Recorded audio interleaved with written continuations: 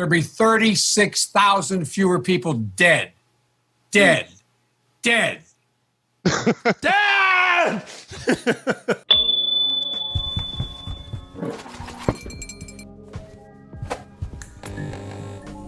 Moving on to something here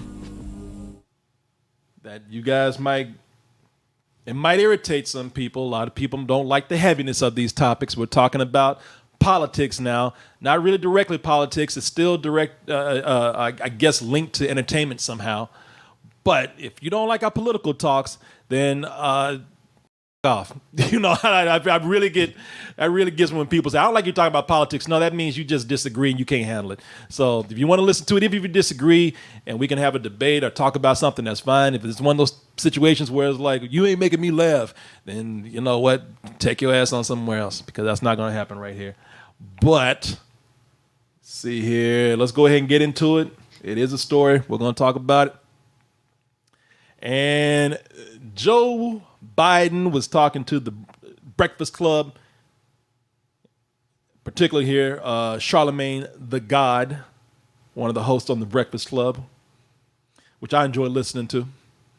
And he made a comment that made you go, now, Christian, whenever you make a comment and people start hissing like a snake, that's usually not a good sign, man. You know, somebody says something like, unless you're surrounded by snakes and that's all they can say. But yeah, I see your point. Yeah, which would be a worse situation, or probably equally as bad.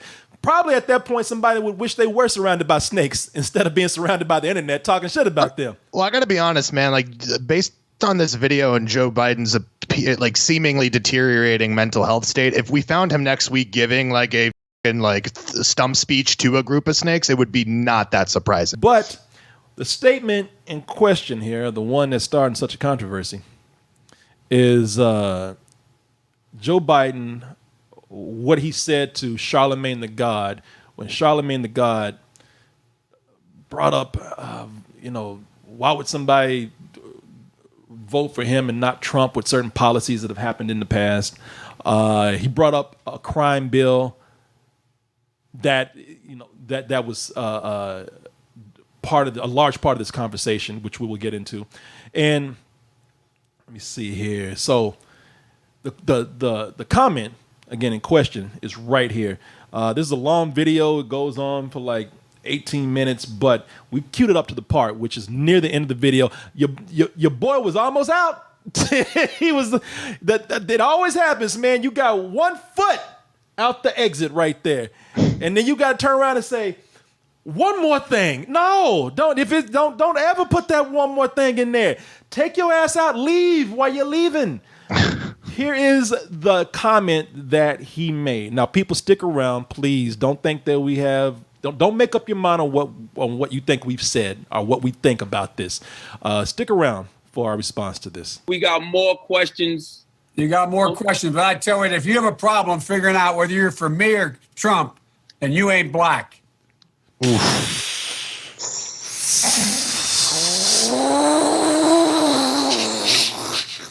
You sure?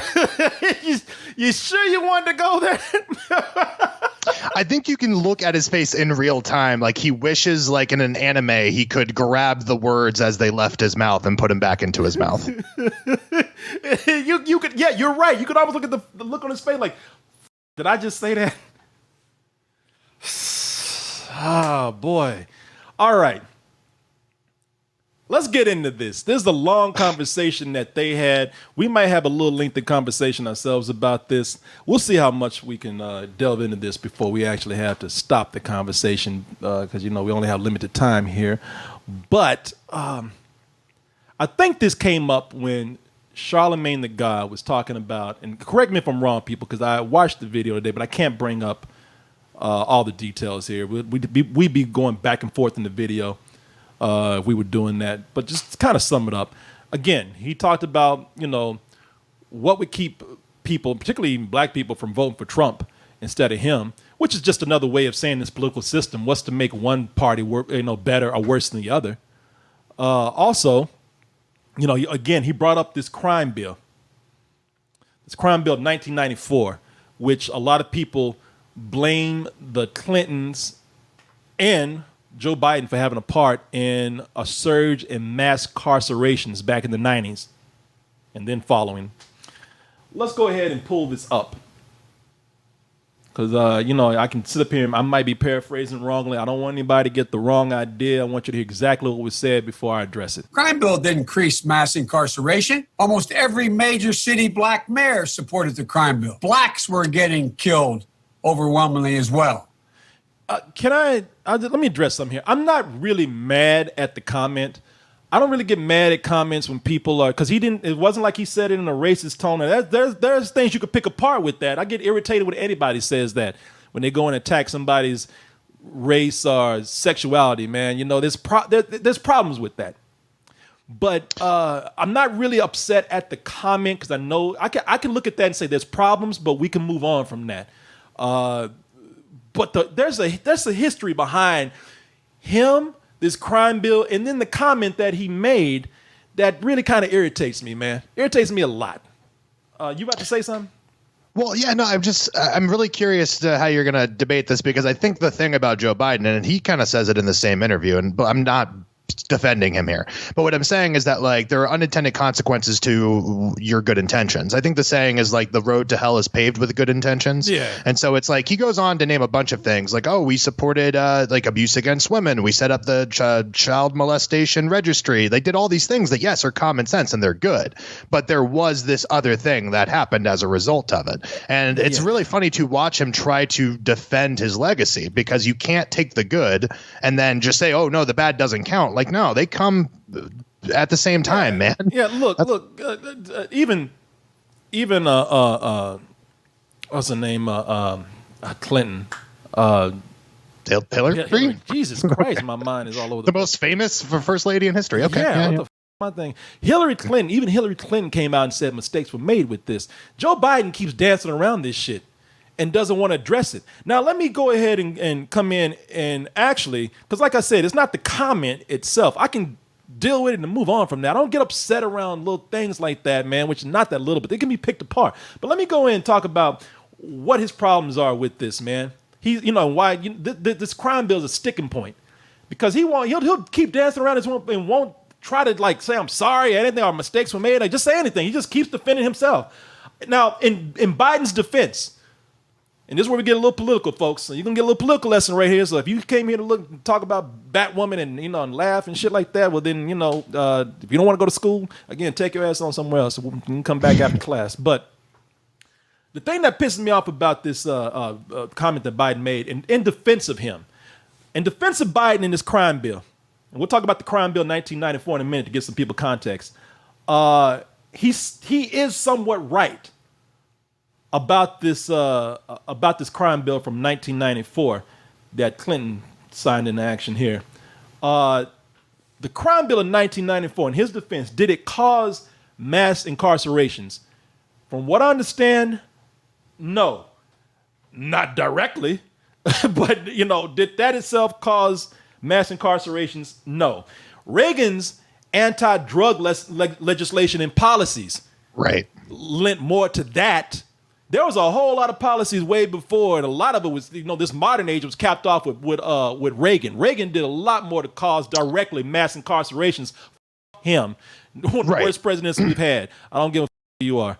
Well, very quickly, I want to give some context on that, because the Comprehensive Crime Bill of '84 is the one that started the 100-to-1 ratio. So what that meant was, if a black person was caught with like a crack cocaine, right, like an actual synthesized version of cocaine, they were going to face 100 times the actual punitive penalty for it than the equivalent of like a white kid got picked up with powder cocaine instead. So that's what really led to the mass incarcerations of black and brown neighborhoods. So I do want to say that's where it began, but certainly, again, unintended consequences. If we go back to the 94 bill, and I'm sure you're going to get into it, that's still a problem. It exists still. Well, the thing, like I said, directly, yeah.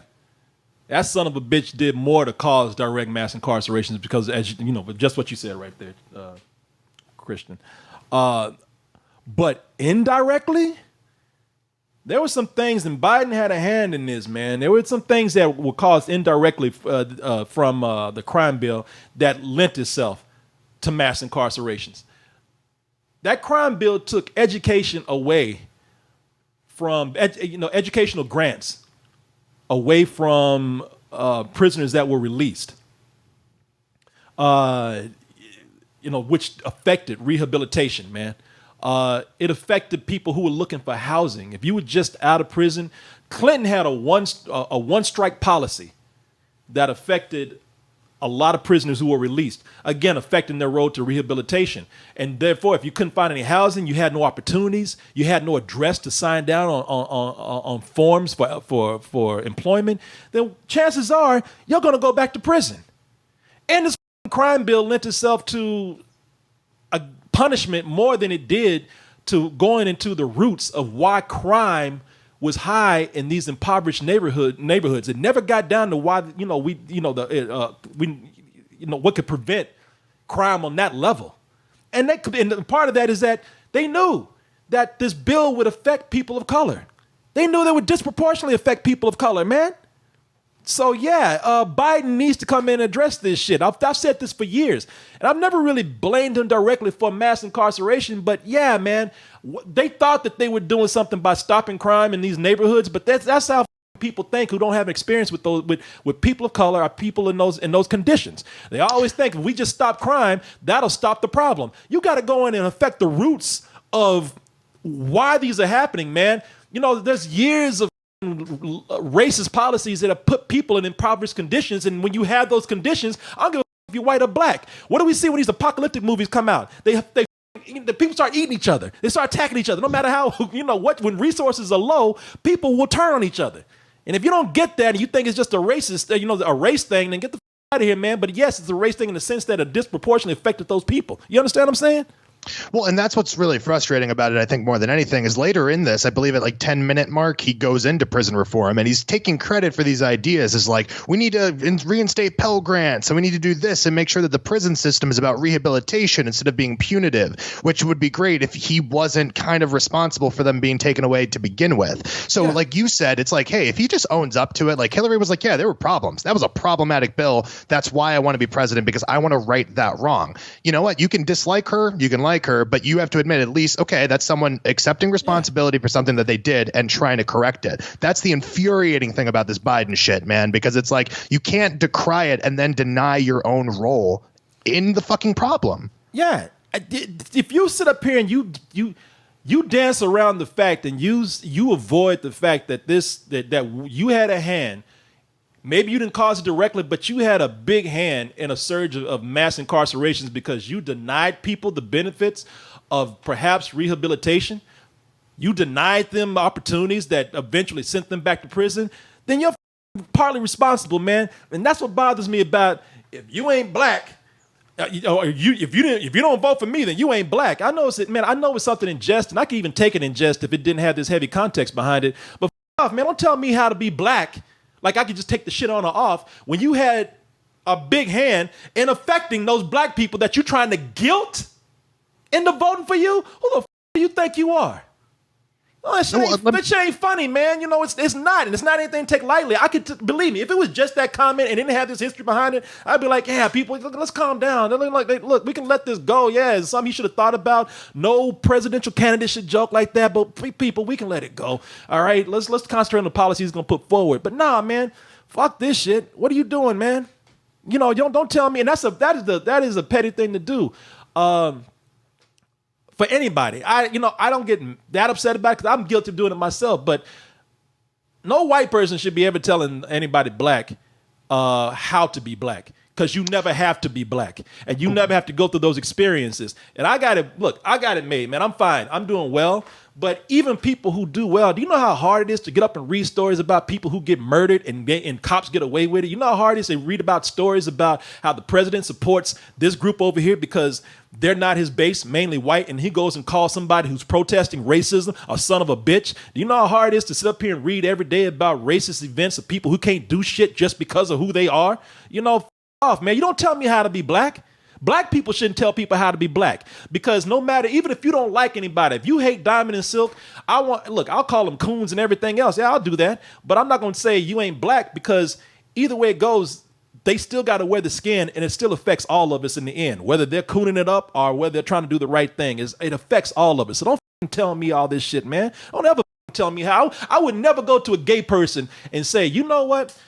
You voted for Trump? Oh man, you ain't gay enough. I ain't gonna, I say it's up maybe. I mean, I don't agree, but I'm never gonna question your identity or your sexuality or your race, man. I'm not gonna tell you never enough. You are who you are and affects everybody in your group. So don't tell me what to do. I'm not gonna tell you what to do.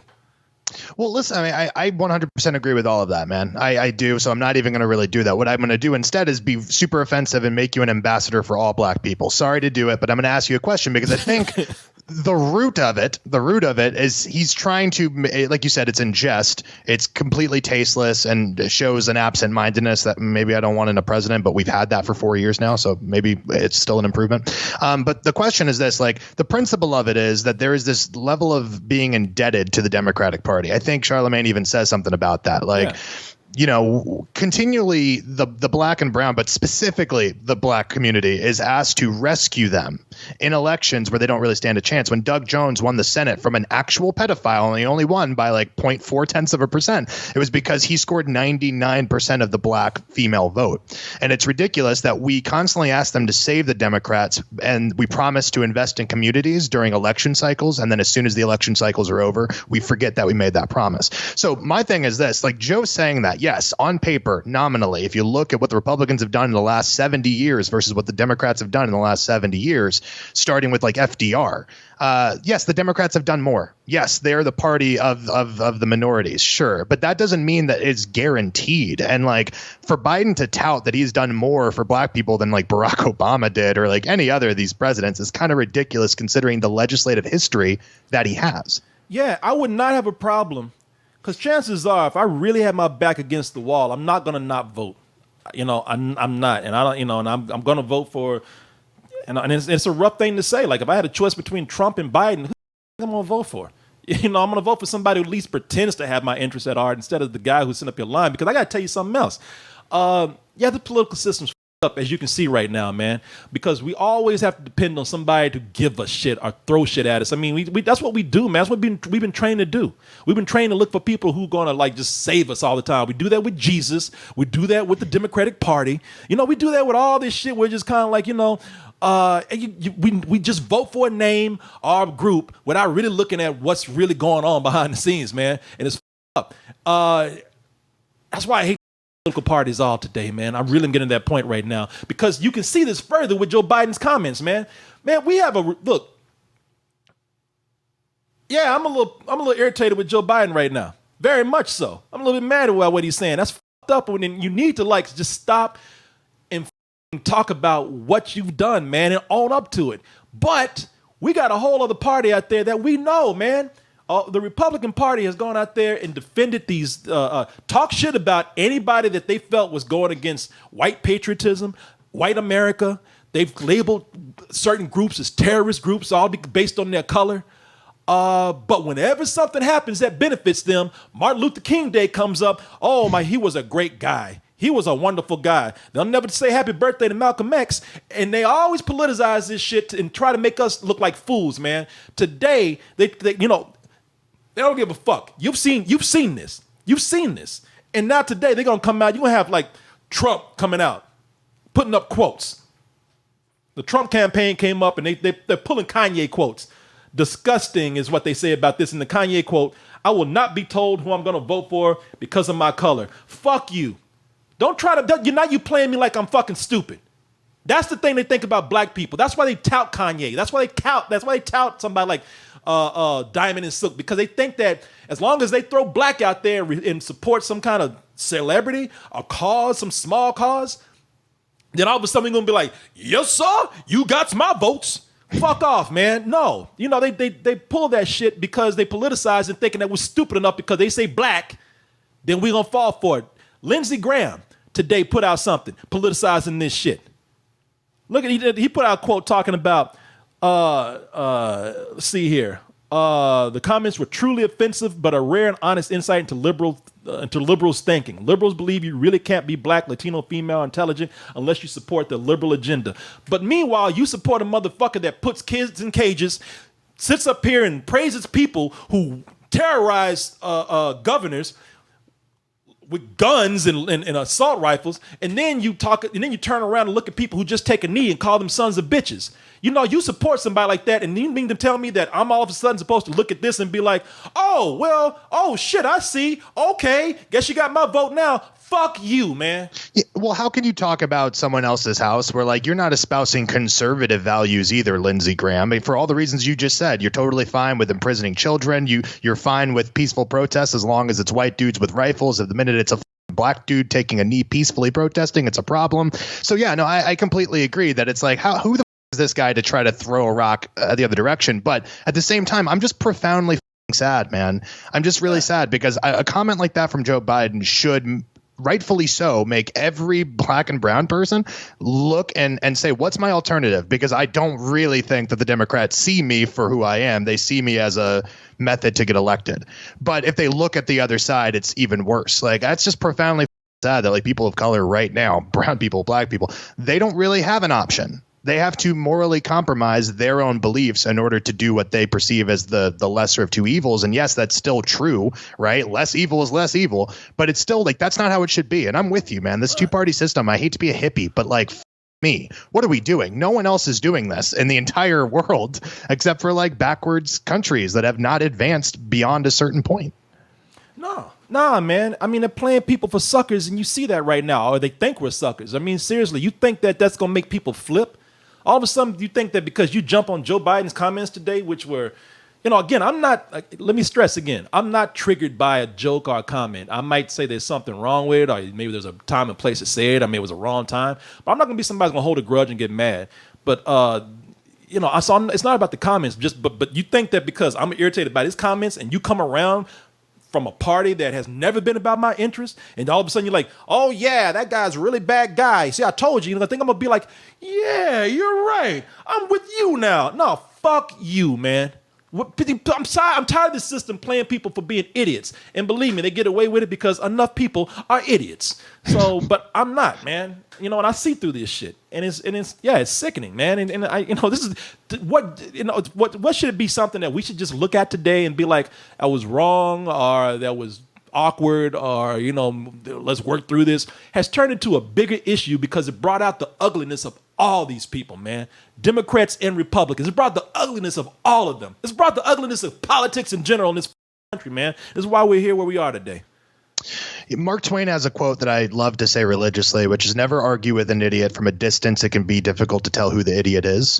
And that's literally what's happened here, because even if you're a good liberal and you think you're doing the right thing, when you get down in the mud with these people, all people see are two muddy people.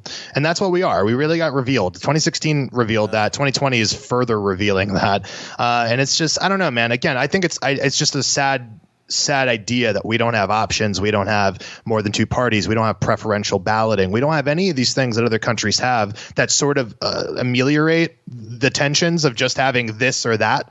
Like, our binary status is what's fucking killing America, because we're tribes. We immediately only go to the color we associate, or the little donkey or the elephant that we associate with. And all it's leading to is the detriment of actual conversation, of critical thinking, and of discourse, man. Like I went back the other day. This is a small tangent. I went back the other day and watched like the Mitt Romney Obama debate, and was like, holy shit. Like, you know, just respectful, principled people disagreeing with each other and respectfully debating.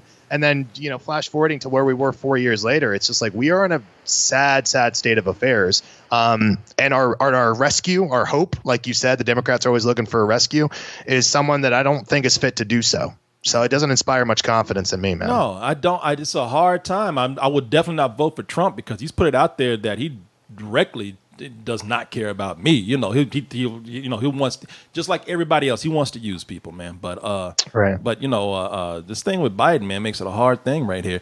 Somebody in the chat kind of put it eloquently themselves. They said here, this is let me see. I got to look close to see this. Eugen Praxis, Corey, it brought out the real farce of settler colonialism. That's what Washington, D.C. runs on. It's the lifeblood of the GOP and the Democrats, man. And yeah, in a way, I mean, look at what they did back in the Clinton day. Everybody, what really used to piss me off back in the day, because Clinton smoked a joint and played a saxophone. Everybody talking about, he's the first black president. Even my mom says that. I'm like, stop saying that and stop thinking that. But he went on. But Corey, he went on Arsenio. And he I was mean, he went on a black man's show and showed his ass like black people do. Let's get out of here. You know what they did was he went out there and tried to appeal to the youth, tried to appeal to people of color, and then when he got into office, he appealed to white people. That's what he did, man. I'm just like, and again, no offense to, I'm not trying to offend any kind of particular race out there. I'm not trying to make anybody feel bad, but come on, man, that's what politics are, man. What game are you gonna play when you get in there? And because that's what that crime bill was. It was a way to it wasn't a way to help people of color. It was a way to make white people feel better about crime. Let's get the fuck out of here with this, man. Y'all be real with it. Come on. You might be offended. I'm tired of, if this is not an entertaining section to you, so what? But this is some real shit. And y'all need to hear it, man. Wake the fuck up, y'all. Well. Where the funny shit at? Which, by the way, listen, that interview is fascinating. There's 18 minutes of just like weird Joe Biden gaffes. There's a part I don't know if we have time for this, but at 2:56, there's a part where he's talking about the amount of black people that are dying from the coronavirus. How it's like specifically, affecting people of color. And there's just a part where he freaks out. It's like dead. He like screams it and stares at the camera, and I'm like, okay, Joe, like take your fucking medicine, guy. Like you're sunsetting right now. Yeah, let me say, what is it at 2? I think it's 250. Let's see, 256. Yeah, There'll be 36,000 fewer people dead. Dead. Dead.